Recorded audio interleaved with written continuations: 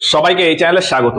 Poverty নিয়ে ইকোনমিক্সের আজকের ক্লাসে যে বিষয়গুলো কভার হবে সেগুলো হলো পভার্টি কত ধরনের হয়, অর্থাৎ টাইপস অফ পভার্টি, পুয়ার বা দরিদ্র লোক কত ধরনের হয়, হেড কাউন্ট রেশিও কি, পভার্টি গ্যাপ রেশিওটা কি, ইনকাম কোয়ান্টাইল রেশিও অর্থাৎ আইকিউআর এটা কি, হিউম্যান পভার্টি ইন্ডেক্স এটাই বা কি, এইগুলো তো এক এক করে বলি।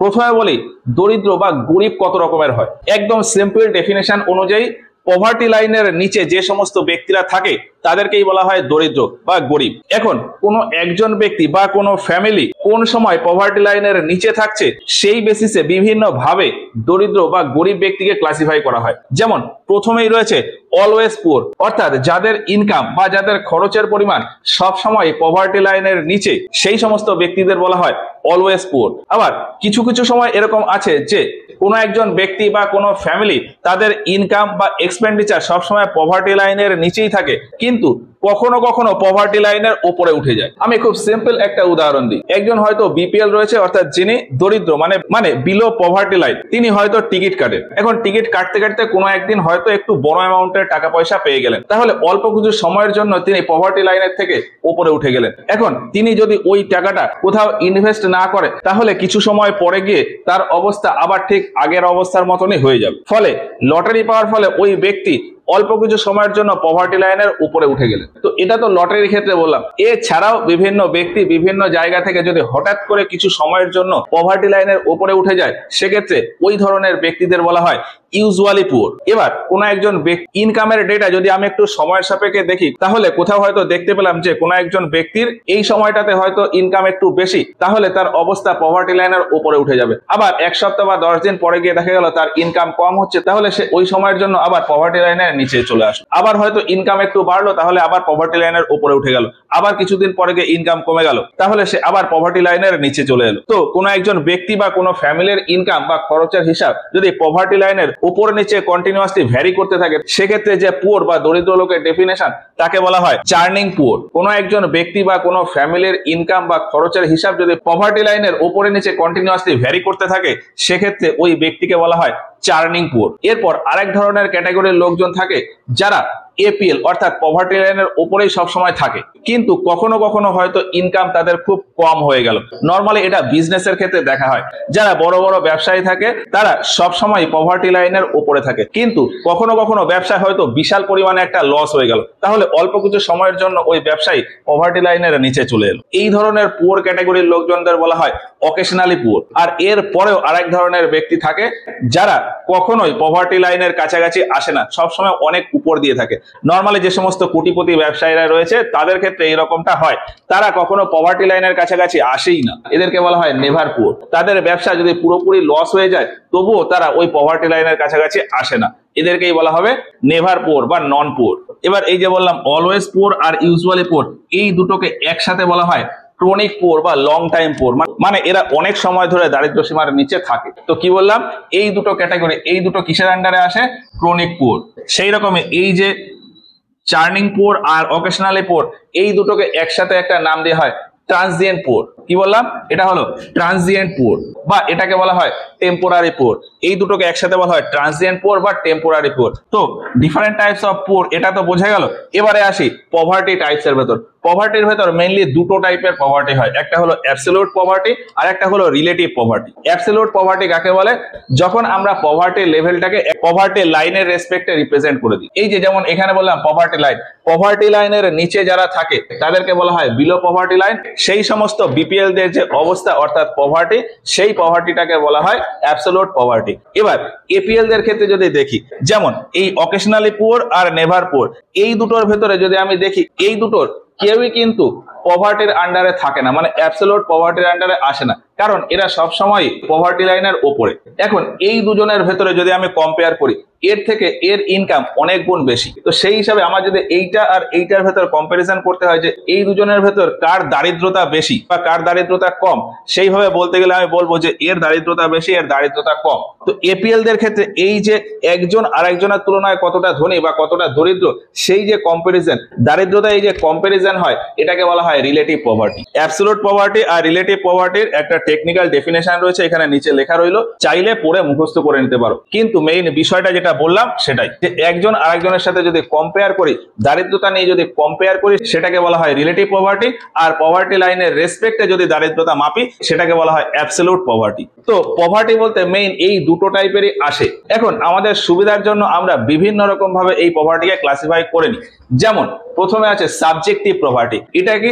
এটা হলো ওই রিলেটিভ পভার্টিরই একটা স্পেশাল কেস। এটা ম্যান টু ম্যান ভ্যারি করে। এই পভার্টিটা আমার মনে হওয়ার উপর ডিপেন্ড করে। যেমন ধরলাম যে আমি হয়তো একটা আইফোন 15 কিনলাম, কিনে এখন হয়তো আমি বললাম যে আমার কাছে টাকা পয়সা কম আছে, আমি গরিব, তার জন্য আইফোন 16 কিনতে পারলাম না। 15 আর 16 এই দুটোর ফিচার্স অলমোস্ট সেম, তবু এই যে আমার মনের দিক থেকে একটা অনুভূতি এলো যে আমি দরিদ্র, আমার কাছে এনাফ টাকা নেই বলে আমি হয়তো আইফোন 16 কিনতে পারলাম না। ফলে আমি এই যে নিজেকে একটা দারিদ্রতার ভেতর ফেলছি, আমার এই ধরনের দারিদ্রতাকে বলা হয় সাবজেক্টিভ পভার্টি। বাস্তবে এর কোনো অস্তিত্ব হয় না, এটা যার যার মনের অনুভূতির ব্যাপার। এরপরে একটা পভার্টি রয়েছে সিচুয়েশনাল পভার্টি। নরমালি যারা পভার্টি লাইনের অনেকটা উপরে থাকে, তারা কখনো কখনো বিভিন্ন সিচুয়েশনের জন্য যদি পভার্টি লাইনের নিচে চলে আসে, ওইটুকু সময়ের জন্য তারা যে দারিদ্রতার ভিতর ভোগে, সেটাকে বলা হয় সিচুয়েশনাল পভার্টি।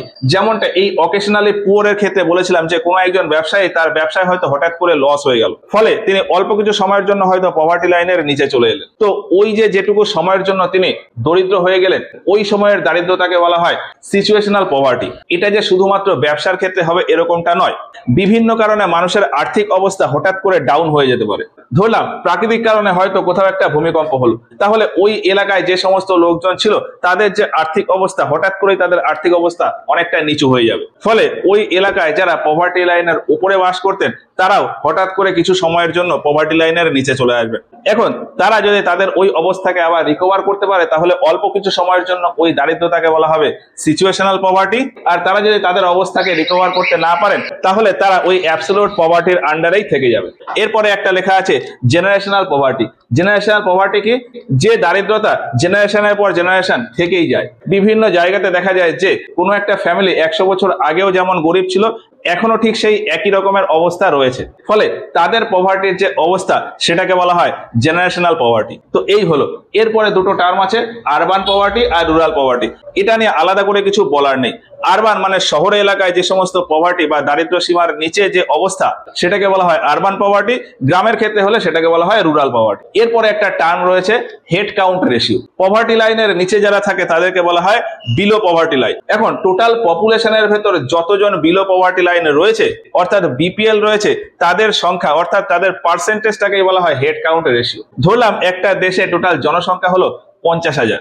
এখন এই 50,000-এর ভেতরে 10,000 বিপিএল রয়েছে, অর্থাৎ 10 জনের আর্থিক অবস্থা পভার্টি লাইনের নিচে। সেক্ষেত্রে এই 10,000 বাই 50,000 এটার পার্সেন্টেজ করলে আসবে 20%। ফলে ওই দেশের হেড কাউন্ট রেশিও হবে 20%। এর আগের ভিডিওগুলোতে আমরা দেখেছি যে বিভিন্ন সময় ভারতে বিভিন্ন রকম পভার্টি পার্সেন্টেজ এসছে। যেমন 2011 সালের রিপোর্ট অনুযায়ী 21.9%, 2005-06 সালের রিপোর্ট অনুযায়ী 37.2%। তো এইগুলো কি? এগুলো সবই হলো হেড কাউন্ট রেশিও। 21.9% মানে 100 জনের ভেতর 21.9 মানে 22 জন বিপিএল অর্থাৎ বিলো পভার্টি লাইন। যতজন বিলো পভার্টি লাইন রয়েছে বাই টোটাল পপুলেশন ইনটু 100, এটা করলেই চলে আসে হেড কাউন্ট রেশিও। ভারতের ক্ষেত্রে নরমালি 1977 সালের একটা রিপোর্ট অনুযায়ী বলা হয় যে ভারতে হেড কাউন্ট রেশিও হলো 61%। আর 2021 সালের একটা রিপোর্ট অনুযায়ী, এনএসওর একটা রিপোর্ট অনুযায়ী ভারতে বলা হয় যে হেড কাউন্ট রেশিও অর্থাৎ পভার্টি পার্সেন্টেজ হলো 25%। তো হেড কাউন্ট রেশিওটা আশা করি বোঝা গেল। এরপরে রয়েছে poverty gap ratio. Poverty gap ratio বলতে কি বোঝায়? এটা একটা পার্টিকুলার এরিয়া রেসপেক্টে ক্যালকুলেট করা হয়। আমি একটা ভ্যালু ধরি, তাহলে বুঝতে পারবো ভালো। ভারতের ক্ষেত্রে হেড কাউন্ট রেশিও অর্থাৎ পভার্টি পার্সেন্টেজ হলো 21.9%। এবার এইটা ওই তেন্ডুলকার কমিটির যে রিপোর্ট দেওয়া হয়েছিল সেই হিসাবে। তেন্ডুলকার কমিটি পভার্টি লাইনের একটা ভ্যালু দিয়েছিল। একটা হলো শহর এলাকায় 1000 টাকা আর গ্রাম এলাকায় হলো 810 টাকা। এইটা হচ্ছে পভার্টি লাইনের ভ্যালু। এবার এই ভ্যালুটা কোথায়? দেশের সমস্ত স্টেটের জন্য। এবার এর ভেতর আমি ধরে নিলাম আমাদের পশ্চিমবঙ্গে যে সমস্ত বিপিএল হোল্ডাররা রয়েছে, তাদের সবার ইনকাম যদি আমি হিসাব করি, অন হ্যান্ড এভারেজ হয়তো দেখা গেল যে গ্রামের লোকেদের এভারেজ ইনকাম 600 টাকা। যারা বিপিএল রয়েছে অর্থাৎ বিলো পভার্টি লাইন রয়েছে, তাদের এভারেজ ইনকাম হয়তো 600 টাকা। আর পশ্চিমবঙ্গে যারা শহরে রয়েছে তাদের অন অ্যান এভারেজ ইনকাম হলো 900 টাকা। আমি কি বললাম আরো একবার বলি, ভারতের জন্য পভার্টি লাইনের ভ্যালু 1000 টাকা আর 810 টাকা। এটা হলো আরবান এরিয়ার জন্য, এটা হলো রুরাল এরিয়া বা গ্রাম এলাকার জন্য। মানে 1000 টাকার কম খরচ করলে সে দরিদ্র, মানে তাকে পভার্টির ক্যাটাগরিতে ফেলা হবে। গ্রামের ক্ষেত্রে 810 টাকাও খরচ করতে না পারলে তাকে সেই দরিদ্র ক্যাটাগরিতে ফেলা হবে। এখন পশ্চিমবঙ্গে হয়তো সার্ভে করে দেখা গেল যে টোটাল যত বিপিএল রয়েছে প্রত্যেকের অন অ্যান এভারেজ একটা খরচ রয়েছে, তো সেই খরচের একটা এভারেজ হয়তো 600 টাকা। একজন বিপিএল হোল্ডার সে মাসে খরচ করতে পারে কত? 600 টাকা। আর শহর এলাকায় একজন বিপিএল সে খরচ করে কত? 900 টাকা। তো এই যে পভার্টি লাইন আর অ্যাকচুয়াল এক্সপেন্ডিচার, এই দুটোর মাঝখানে যে গ্যাপ, এখানে কত? 210 টাকা। এই 210 টাকা হচ্ছে পভার্টি গ্যাপ। পশ্চিমবঙ্গের রুরাল এরিয়াতে পভার্টি গ্যাপ কত? 210 টাকা। তাহলে আরবান এরিয়াতে কত? আরবান এরিয়াতে হলো 100 টাকা। পশ্চিমবঙ্গের ক্ষেত্রে রুরাল এরিয়াতে পভার্টি গ্যাপ 210 আর আরবান এরিয়াতে 100। এবার এই পভার্টি গ্যাপটাকে যদি আমি পভার্টি লাইন দিয়ে ভাগ করে দিই, অর্থাৎ 210 ভাগ 810 ইন্টু যদি আমি 100 করি, তাহলে কত আসে? এটা মোটামুটি 25% মতন আসে। আর আরবান এরিয়ার ক্ষেত্রে যদি আমি করি, পভার্টি গ্যাপ হচ্ছে 100 আর পভার্টি লাইন হলো 1000 ইন্টু 100, তাহলে এটা আসবে 10%। তো এই যে দুটো আলাদা আলাদা দুটো পার্সেন্টেজ এলো, এইটাকেই বলা হয় poverty gap ratio. Poverty gap ratio তাহলে কি? পভার্টি লাইন আর অ্যাকচুয়াল এভারেজ যে এক্সপেন্ডিচার তার মাঝখানে যে গ্যাপ, অর্থাৎ পভার্টি গ্যাপ বাই যদি আমি পভার্টি লাইন ইনটু 100% করি, সেক্ষেত্রে যে ভ্যালুটা আসে সেটাকেই বলা হয় পভার্টি গ্যাপ রেশিও। এবার আমরা পশ্চিমবঙ্গের ক্ষেত্রে ধরেছিলাম, তাহলে পশ্চিমবঙ্গের ক্ষেত্রে আরবান এরিয়াতে পভার্টি গ্যাপ রেশিও 10%, রুরাল এরিয়াতে 25%। তাহলে অন অ্যান এভারেজ যদি আমি করি মোটামুটি 17.5% মতন আসে। তাহলে পশ্চিমবঙ্গের ক্ষেত্রে পভার্টি গ্যাপ রেশিও কত? 17.5%। এবার এই পভার্টি গ্যাপ রেশিওটা কেন ক্যালকুলেট করা হয়? তার কারণ হলো যে দারিদ্রতা থেকে মুক্তি পাওয়া যেমন আমাদের একটা দায়িত্ব, সেই রকম সরকারেরও একটা কর্তব্য হলো যে সে যাতে আমাকে আমার দারিদ্রতা থেকে বার করে দেয়। এখন আমি তো আমার মতন করে চেষ্টা করব যাতে আমি আমার এই সিচুয়েশন থেকে বেরিয়ে যেতে পারি, কিন্তু এর পাশাপাশি সরকারও কিছু কাজ করবে যাতে আমার এই দারিদ্রতা কেটে যায়। এখন সরকার কিভাবে কাজ করে? সরকার আমাকে কিছু আর্থিক সাপোর্ট দেবে। সরকার এই কত আর্থিক সাপোর্ট দেবে? সরকার একজন বিপিএল কে কতটা আর্থিক সাপোর্ট দিলে বা সামাজিকভাবে অন্যান্য কতটুকু সাপোর্ট দিলে ওই বিপিএল ফ্যামিলি বা ওই বিপিএল লোকটা তার পভার্টি সিচুয়েশন থেকে বাইরে বেরিয়ে আসতে পারবে, সেটা ক্যালকুলেট করার জন্য সরকার এই পভার্টি গ্যাপ রেশিওটা ক্যালকুলেট করে। এখন সরকার এই পভার্টি গ্যাপ রেশিও দিয়ে কিভাবে বিভিন্ন স্কিম বা বিভিন্ন আর্থিক সাহায্য করে সেটা একটা অন্য কনসেপ্ট। যদি সেটা বুঝতে হয় আমাদেরকে কমেন্টে জানিও, পরে কোনো ভিডিওতে ডিটেলসে সেটা আলোচনা করে দেবো। তো সেদিকে আর গেলাম না। কি বললাম? পভার্টি গ্যাপ রেশিও কিসের জন্য ক্যালকুলেট করা হয়? যাতে সরকার দারিদ্রতা কাটানোর জন্য স্পেসিফিক কিছু স্কিম বা কিছু আর্থিক সাহায্য দিতে পারে। কতটা আর্থিক সাহায্য দিতে হবে সেটা বোঝার জন্য নরমালি সরকার ওই পভার্টি গ্যাপ রেশিওটা ক্যালকুলেট করা। এরপরে রয়েছে ইনকাম কোয়ান্টাইল রেশিও। এবার এটা বোঝার জন্য আমি একটা ছোট্ট ক্যালকুলেশন করি। ধরলাম দুটো শহর রয়েছে এবং ওই দুটো শহরে 40 জন করে লোক রয়েছে। এখন তাহলে এই 40 জনের আলাদা আলাদা ইনকাম হবে। তো কার কত ইনকাম সেসবে আমরা গেলাম না। দুটো শহরের জন্যই সব থেকে কম ইনকাম যার আছে আর সব থেকে বেশি ইনকাম যার আছে, এই দুজনকে দুই এন্ডে রেখে পরপর আমি সাজিয়ে দিলাম। সব থেকে কম ইনকাম যার আছে তাকে রাখলাম, তারপরে তার থেকে বেশি ইনকাম, তারপর তার থেকে বেশি ইনকাম, তারপর তার থেকে বেশি ইনকাম। এইভাবে আমি হয়তো 40 জনকে পরপর দাঁড় করে দিলাম দুটো শহরের জন্যই। এই ছবির মাধ্যমে ধরলাম সব থেকে কম যার ইনকাম তাকে সবার নিচে রাখলাম, আর সব থেকে বেশি ওই শহরে যার ইনকাম তাকে সবার উপরে রাখলাম। তো এইভাবে টোটাল 40 জনের ইনকাম একটা গ্রাফে দেখানো যায়। এবার এই 40 জনের ভেতর 20% করে আমাকে নিতে হবে, নিচের থেকে 20%, উপর থেকে 20%। তো 40 জনের 20% হয় 8 জন। তো 8 জন আমার কি কিভাবে হবে?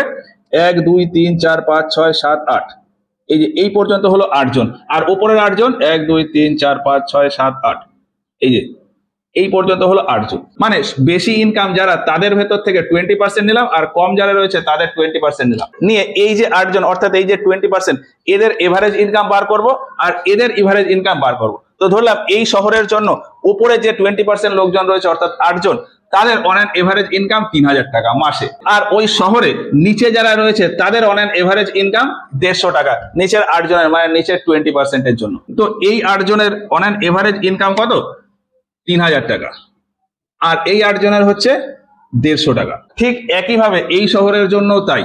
উপরে যে সমস্ত লোকজন রয়েছে 20% লোকজনের অন অ্যান এভারেজ ইনকাম আমি হয়তো পেলাম 2000 টাকা, আর নিচের অন অ্যান এভারেজের ইনকাম হলো 500। এবার এই দুটো শহরের ক্ষেত্রে আলাদা আলাদা কিছু ক্যালকুলেশন করব। উপরের ওই 20% লোকের ইনকাম বাই নিচের 20% লোকের ইনকাম, অর্থাৎ 3000 বাই 150, এটা করলে ভ্যালু আসে 20। আর এই শহরের ক্ষেত্রে টপ 20% এর on an average income 2000 by নিচের 20% এর অন অ্যান এভারেজ ইনকাম 500, তাহলে 2000 বাই 500 করলে এটা ভ্যালু আসে 4। তাহলে দুটো শহরের ক্ষেত্রে আমার দুই রকমের ভ্যালু এসছে, একটাতে 20, একটাতে 4। এই যে ভ্যালুটা এসছে এই ভ্যালুটাকেই বলা হয় ইনকাম কোয়ান্টাইল রেশিও। এটা দিয়ে কি বোঝায়? উপরে যারা বসে আছে তাদের ইনকামের সাথে নিচে যারা রয়েছে তাদের ইনকামের কেমন ডিফারেন্স। তো ইনকাম কোয়ান্টাইল রেশিও কিভাবে আসে? কোনো একটা পার্টিকুলার এরিয়া বা কোনো দেশের জন্য তার সমস্ত লোকের বা সমস্ত ফ্যামিলির ইনকাম যদি আমি ছোট থেকে বড় আকারে সাজাই, তাহলে তাতে আমার দুটো রেশিও দিতে হবে।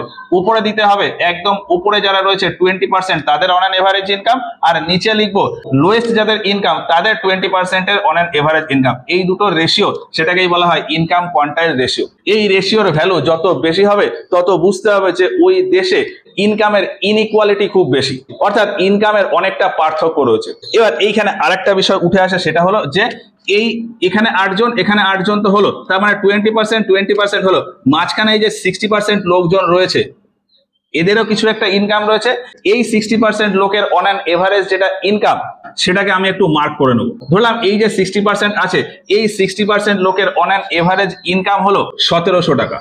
মাঝখানের এই 60% এর অন অ্যান এভারেজ ইনকাম 1700 টাকা। তাহলে এই 1700 টাকার থেকে কম যাদের ইনকাম হবে তাদেরকে বলা হবে রিলেটিভলি পুয়ার। কি বললাম? কোনো একটা দেশের লোকেদের বা ফ্যামিলির ইনকাম অনুযায়ী ছোট থেকে বড় সাজাতে হবে। এই সাজানোর পর একদম উপরের দিকে যে 20% লোকজন বা 20% ফ্যামিলি তাদেরকে বাদ দিয়ে দেবো, একদম নিচে যে 20% রয়েছে তাদেরকে বাদ দিয়ে দেবো, মাঝখানে যে 60% রইলো এই 60% লোকজন বা এই 60% ফ্যামিলির যে ইনকাম সেটাকে অন অ্যান এভারেজ করে নেবো। সেই এভারেজের যে ভ্যালু আসবে এই ভ্যালুর থেকে কম যে সমস্ত ফ্যামিলি বা যে সমস্ত লোকের ইনকাম হবে তাদেরকে বলা হবে রিলেটিভলি পুয়ার। তো এই ব্যাপারটা ক্লিয়ার হলো। এরপরে লাস্ট একটা টার্ম রয়েছে হিউম্যান পভার্টি ইন্ডেক্স। এর আগে একটা ক্লাসে আমরা বলেছি মাল্টি ডাইমেনশনাল পভার্টি ইন্ডেক্স। এই এমপিআই অর্থাৎ মাল্টি ডাইমেনশনাল পভার্টি ইন্ডেক্স এরই পুরনো ভার্সন হলো হিউম্যান পভার্টি ইন্ডেক্স। এমপিআই সিস্টেমটা আসে 2010 সালে। কার দ্বারা?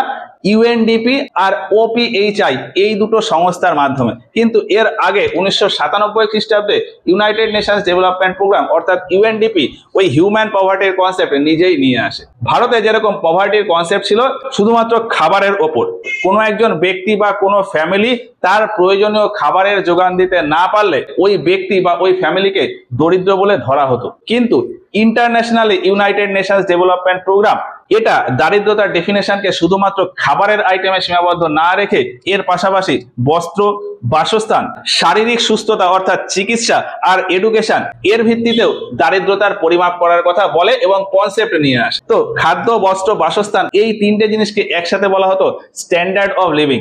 স্ট্যান্ডার্ড অফ লিভিং এর পাশাপাশি এডুকেশন আর হেলথের রেসপেক্টেও যাতে পভার্টি ক্যালকুলেট হয় সেটার জন্য ইউএনডিপি 1997 সালে নিয়ে আসে human poverty index. Multidimensional poverty ইন্ডেক্সে যেরকম 3টে ডাইমেনশন ছিল, হিউম্যান পভার্টি ইন্ডেক্সেও 3টে ডাইমেনশন ছিল। কি কি?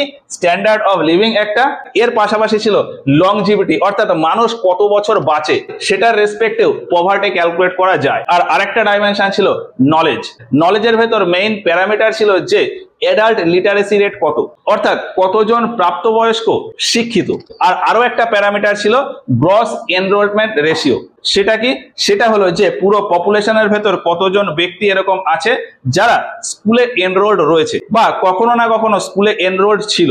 বিশ্বব্যাপী ওই যে সংস্থা ইউএনডিপি অর্থাৎ ইউনাইটেড নেশনস ডেভেলপমেন্ট প্রোগ্রাম, এটার দ্বারা একটা রিপোর্ট পাবলিশ হতো হিউম্যান ডেভেলপমেন্ট ইন্ডেক্স অর্থাৎ এইচডিআই রিপোর্ট বা এইচডিআই ইন্ডেক্স। প্রত্যেক বছর এইচডিআই ইন্ডেক্সের সাথে এই হিউম্যান পভার্টি ইন্ডেক্স অর্থাৎ এইচপিআই এটাও পাবলিশ করা হতো। আর এই এইচপিআই অর্থাৎ হিউম্যান পভার্টি ইন্ডেক্স এটা দুটো ক্যাটাগরিতে পাবলিশ হতো, এইচপিআই 1 আর এইচপিআই 2 অর্থাৎ human poverty index 1, human poverty index 2। পৃথিবীর ভেতর যে সমস্ত দেশ বিকাশশীল অর্থাৎ ডেভেলপিং কান্ট্রি তাদের ক্ষেত্রে হিউম্যান পভার্টি ইন্ডেক্সের ভ্যালুটাকে বলা হতো হিউম্যান পভার্টি ইন্ডেক্স 1।